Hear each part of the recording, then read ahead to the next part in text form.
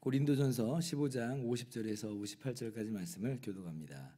형제들아 내가 이것을 말하노니 혈과 육은 하나님 나라를 이어받을 수 없고 또한 썩는 것은 썩지 아니하는 것을 유업으로 받지 못하느니라. 보라 내가 너희에게 비밀을 말하노니 우리가 다 잠잘 것이 아니요 마지막 나팔에 순식간에 호련히 다 변화되리니 나팔 소리가 나매 죽은 자들이 썩지 아니할 것으로 다시 살아나고 우리도 변화되리라. 이 썩을 것이 반드시 썩지 아니할 것을 입겠고 이 죽을 것이 죽지 아니함을 입으리로다. 이 썩을 것이 썩지 아니함을 입고 이 죽을 것이 죽지 아니함을 입을 때에는 사망을 삼키고 이기리라고 기록된 말씀이 이루어지리라. 사망아 너의 승리가 어디 있느냐? 사망아 내가 쏘는 것이 어디 있느냐? 사망이 쏘는 것은 죄요 죄의 권능은 율법이라. 우리 주 예수 그리스도로 말미암아 우리에게 승리를 주시는 하나님께 감사하노니 같이요.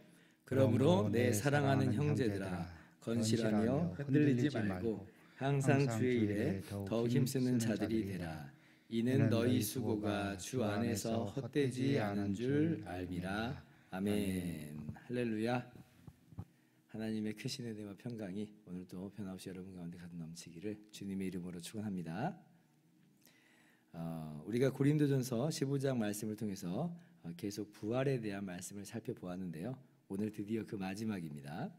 오늘 말씀을 통해서 이제 부활에 대한 몇 가지 더 추가적인 내용을 우리가 살펴볼 수가 있고요. 그리고 이러한 부활을 믿는 우리들이 이제 어떻게 살아가야 될 것인가 하는 것을 오늘 최종적으로 교훈하여 주십니다. 그러면 오늘 먼저 본문을 통해서 주시는 추가적인 내용은 뭐냐? 우리가 뭐 다 이야기는 할 수는 없지만 그 중에 하나는 부활이라고 하는 것은 하나님의 나라를 이어받게 하시기 위한 수순이다라고 하는 거예요. 그러니까 다시 말하면 하나님의 나라를 상속받기 위해서는 반드시 우리가 부활해야 한다는 것입니다. 50절 말씀 보세요. 자, 형제들아 내가 이것을 말하노니 혈과 육은 하나님 나라를 이어받을 수 없고 또한 썩는 것은 썩지 아니하는 것을 유업으로 받지 못하느니라. 하나님의 나라 나오죠. 그리고 뒤에 썩지 아니하는 것, 이제 하나님의 나라를 다시 한번 표현한 거예요. 하나님의 나라는 어떤 나라냐? 마찬가지로 썩지 않는 나라입니다. 그런데 그 썩지 않은 하나님 나라를 유업으로 받을 수 있는 존재는 어떤 존재여야 하느냐? 썩지 않는 존재여야 한다는 것이에요. 여러분 성경은요 단순히 우리 인간만의 구원, 우리 인간만의 변화 그것만을 말하지 않습니다. 사실은요 우리 인간을 포함한 만물의 변화를 말씀하여 주세요. 마치 하나님께서 태초에 천지 만물을 창조하신 것과도 같이 하나님께서 마지막 날에 천지 만물을 완전히 새롭게 탈바꿈시키십니다. 그게 바로 뭐냐면 새하늘과 새 땅이에요. 그때에는 하나님께서 친히 온 천지 만물 가운데 함께 계셔서 직접 통치하셔요. 우리가 요한계시록을 보면 그러한 내용을 잘 살펴볼 수가 있죠. 요한계시록 21장 1절 이하를 보면 이렇게 기록되어 있어요. 또 내가 보니 새 하늘과 새 땅을 보니 처음 하늘과 처음 땅이 없어졌고 바다도 다시 있지 않더라. 5절 보좌에 앉으신 이가 이르시되 보라 내가 만물을 새롭게 하노라. 만물이 새로워지는 만물이. 이 세상에서 우리 인간만 썩어짐의 종로로 타는 게 아니에요. 우리 인간이 타락하여서 우리는 썩어짐의 종로로 타는 존재가 되어버렸습니다. 그런데 인간만 그런 게 아니라 피조물 전부가 썩어짐의 종로로 타고 있어요. 그러니까 인간의 타락이라고 하는 것은 인간에게만 영향을 미친 게 아니었던 거예요. 그것은 옛 창조에 속한 모든 것들에게 영향을 미쳐버렸어요. 그래서 오직 온 피조물이 다 썩어짐의 종로로 타는 그런 상황으로 전락해버리고 만 거죠. 자, 그런데 하나님의 계획은 뭐냐면 인간이 그 썩어짐에서 다시 회복되어서 다시는 썩지 않는 영광의 부활로 영광스러운 존재로 일으키시는 것이고, 그리고 그때의 피조물도 함께 영광의 자유에 함께 나아가게 하는 거예요. 이것이 이제 하나님의 계획이에요. 이게 새 창조. 그래서 예수님께서 이 땅에 오셔서 십자가에서 죽으시고 부활하심으로 말미암아 이 새 창조의 역사가 시작됐어요. 어떻게 시작됐어요? 우리가 예수님을 나의 주와 구주로 믿음으로 말미암아 우리가 새 피조물이 되어버렸잖아요. 그러니까 새 창조가 시작된 겁니다. 그러니까 지금 새로운 세계가 이제 시작이 된 거예요. 그리고 주님이 다시 오실 때에 이제 그 시작된 새 창조가 완성이 돼요. 완전하게 완성이 되어서 우리의 눈앞에 밝게 드러나게 될 것이에요. 그리고 그때에는 이제 옛 창조에 속한 모든 것들이 다 사라지게 됩니다. 다 사라지게 돼요. 여러분이 옛 창조, 그러니까 창세기 1장, 2장에서 볼 수 있는 이 창조의 모습도 정말 너무너무 멋지고 아름다운 그런 세계였습니다. 그런데 하나님께서 새롭게 탈바꿈시키시는 이 새 창조는요, 그것과 비교할 수 없을 만큼, 그것도 정말 멋진데 그것과도 비교할 수 없는 진짜 멋진 놀라운 세상이에요. 놀라운 세상. 얼마나 이 창조가 이 멋진 것인지 우리는 옛 창조에 속한 것을 기억할 필요가 없다. 연연해하지 않는 거예요. 아예 뭐 기억을 지워버린다는 이야기가 아니라 굳이 그게 뭐 어때서 라고 할 정도로, 그 정도로 이 새 창조의 모습은 너무나도 멋진 이 모습이다라고 하는 것입니다. 그리고 이제 그 새 창조 가운데 나아갈 때에 우리의 육체가 부활하고 부활한 모습으로, 그 영광의 모습으로 이 새 창조를 받는 거예요. 이어받는 거예요. 자, 여러분, 이것이 썩지 않는, 영원히 썩지 않는 하나님의 나라인데, 그러면 보세요. 썩는 육체를 가진 존재가, 사람이 과연 이 나라를 이어받을 수 있을 것인가? 한번 생각해 보세요. 나는 썩는데 썩지 않는 나라를 내가 상속받는다. 이게 말도 안 되는 거예요. 왜냐하면 내가 썩어버리면 그럼 이거 어떻게 되는 거예요? 그냥 나한테 온 것처럼 보였지만, 내게 주어진 것처럼 보였지만 사실은 내가 가지고 있는 게 아니에요. 왜냐하면 나는 썩어버리면 다시 이 모든 것들을 다 잃어버리게 되잖아요. 영원히 내 것이 아니고 영원히 우리 것이 되지 않는 거예요. 썩는 것은 썩지 않는 나라를 유업으로 상속받지를 못합니다.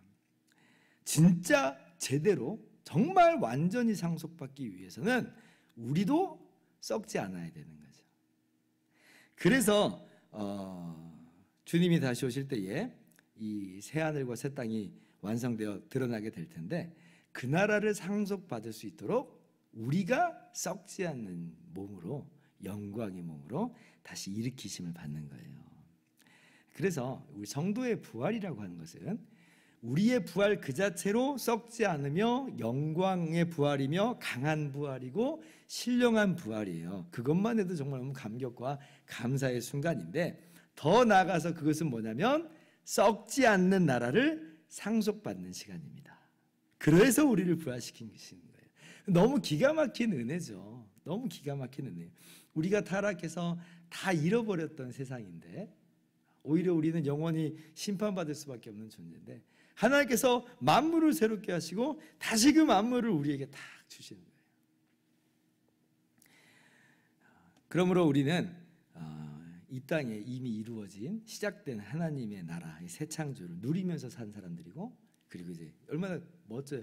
다시 오는, 장차 우리에게 주어지는 그 완성된 그 새 창조를 대망하면서 고대하면서 살아가는 사람들이다. 마지막 나팔이 울리는 날, 즉 예수님이 다시 이 땅에 오시는 날, 이 모든 것이 이루어질 것이에요. 그리고 우리는 그때에 우리의 썩을 몸이 부활하여서 변화되어서 그 나라를 완전히 상속받게 될 것입니다. 옛날에 아담이 옛 창조를 상속받은 것처럼 우리가 새 창조를 상속받을 거예요. 근데 아담보다도 우리가 월등하게 탁월한 건 뭐냐면, 아담은 죄로 인해서 썩어질 가능성이 있었지만 이제 우리는 예수 그리스도로 말미암아 영원히 죄와 사망에서 결별된 존재들이거든요.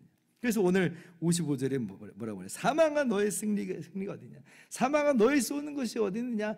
절대로 사망이 우리 인간을 주장할 수가 없어요. 왜냐하면 사망도 이미 멸망해 버렸거든요. 그러니까 제가 어저께 이게 정말 어느 정도의 수준의 이 사건인지를 우리가 다 헤아릴 수 없는 이해이지만, 그러나 분명하게 예수 그리스도의 십자가와 부활로 말미암아 사망의 권세는 깨졌고, 그리고 예수님 다시 오실 때에 사망이 멸망해 버릴 거예요.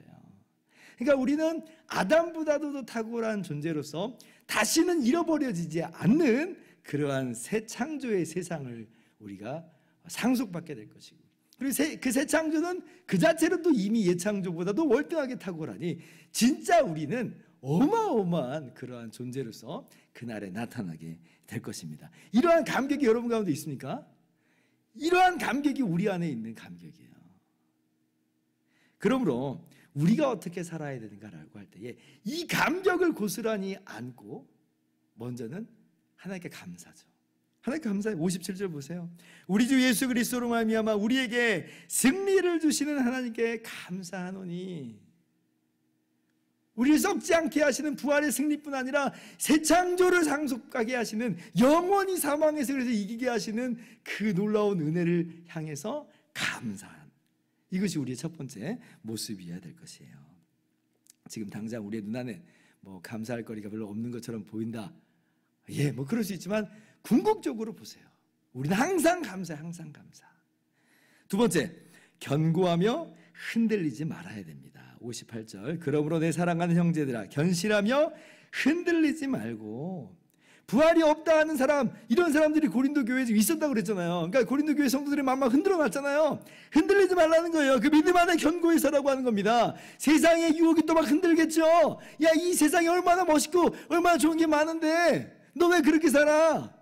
흔들리지 말라는 거예요. 견고하라는 거예요. 그 자리를 사수하라는 겁니다. 우리의 믿음과 우리의 신앙의 자리를 사수하면서 나가는 거예요. 셋째로, 계속해서 58절, 항상 주의 일에 더욱 힘쓰는 자들이 되라. 이는 너희 수고가 주 안에서 헛되지 않은 줄 알미라. 주님의 일에 항상 힘쓰는 사람들이 되라. 주님의 일이 뭐예요? 주 안에서 한 몸을 이룬 형제와 자매를 사랑하고 섬기는 일, 주의 일에 힘쓰는 자가 되라. 너무 억울해하지 말고, 왜 나만 이래야 돼, 뭐 그렇게 답답해하지 말고, 불만하고 불평하지 말고, 하나님 말씀을 항상 마음 가운데 새기고 그 은혜 가운데서 사랑하고 섬기는 삶을 사는 거죠. 또 나아가서 주의 일에 또 어떤 일이 있겠어요? 이 은혜의 복음, 이 영광의 복음을 세상 사람들에게 전하는 것, 이것도 주님의 일이죠. 그래서 이 모든 수고의 열매가 있어요. 이 모든 수고를 우리 주님이 아세요. 이게 새 창조에 속한 일입니다. 그러므로 우리가 이 귀한 일을 주님 오신 날까지 잘 감당하며 나갈 수 있기를 주님의 이름으로 축원합니다. 기도하겠습니다.